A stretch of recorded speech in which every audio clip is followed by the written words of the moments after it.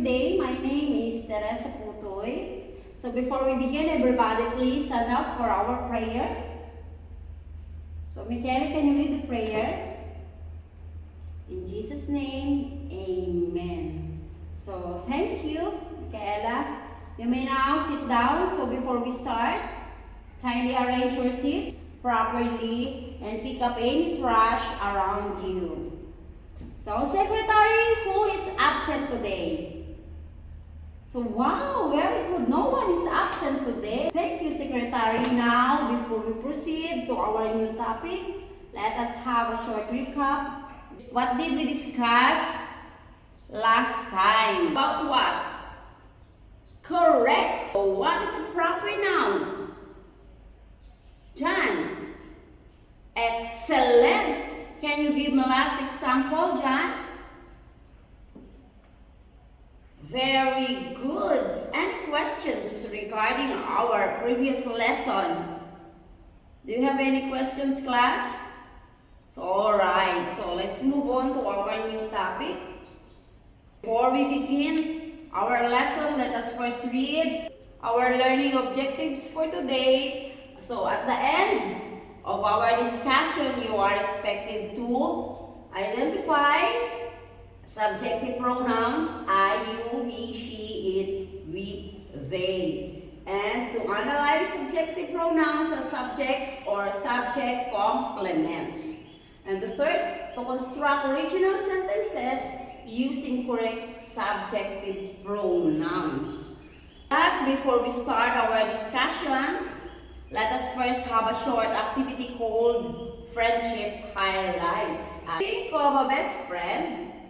And number 2, write 2 to 3 sentences describing them and a short message for them. The catch is you must use the words I, you, she, it, we, or they. Example. Alan is my friend. He loves writing poems. He inspires me. I hope he continues his talent. So, are you ready, class? So, let's begin. Okay, done? Okay, class. So, thank you for sharing your wonderful messages about your friends. Did you notice, class, that the words you use, such as I, you, she, we, or they, these words help us avoid repeating names in our sentences. So these words are called what? Called pronouns. So today we will focus on one type of pronoun, which is subjective pronouns. So now let us discover how these pronouns are used correctly in sentences. So what is subjective pronouns? A subjective pronouns is a short word we use as a substitute for the proper name of a person or thing.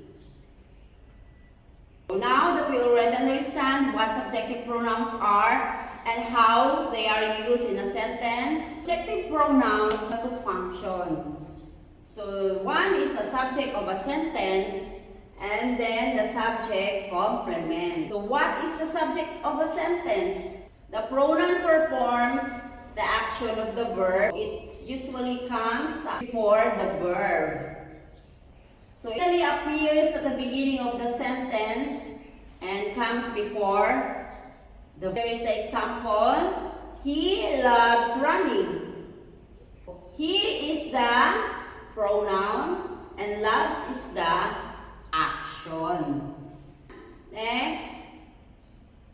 Subject complement. A pronoun follows a linking verb. Is, are, where. And renames or identifies the subject. So here is the example. The winner was she.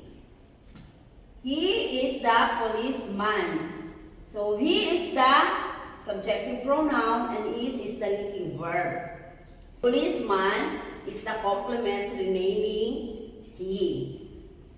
Now that that we already understand what subjective pronouns and how they are used in sentences, let us have another activity called flashcard drill practice. I will divide class into two groups. So I will show you a sentence and your task is to identify whether the underlying word is the subject of the sentence or the subject complement. So the answer is subject of the sentence. So raise a flashcard letter A. But if your answer is subject complement, raise your flashcard letter B. So this is class, get this flashcard. Okay. The group that gives the correct answer first will earn points. Okay. Are you ready, class? Let the flashcard race begin. And this is the sentence. He runs every morning. What is the answer?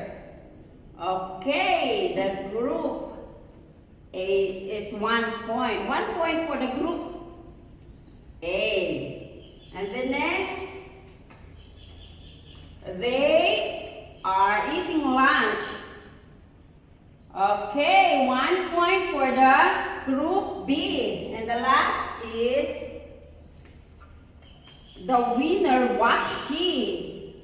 Okay, and 2 points for the group A. Winner is the group A.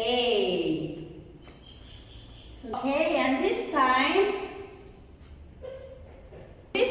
let us see if you can apply what you have learned on your own through an independent practice activity. So our activity called sentence construction. Sentence construction. Student will pick 3 different subjective pronouns from the sentences construction. Student will pick 3 different subjective pronouns from the table and write 2 sentences for each. You use the word be, she, it. One where the pronoun is part of a sentence with a subject complement. So remember to construct clear and correct sentences. Are the instructions clear, class? Very good, class. I can see that you already understand how subjective pronouns are used in sentences. Now, let us check how much you have learned through a short assessment activity. Our assessment activity, this will determine if you can correctly identify and use subjective pronouns. The assessment has 2 parts. The part A, selection, choose the correct pronouns to complete the sentence.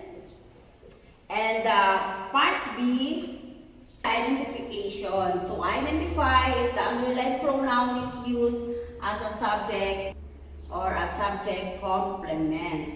So part B, the identification, you will identify whether the underlined pronouns is used as a subject or a subject complement.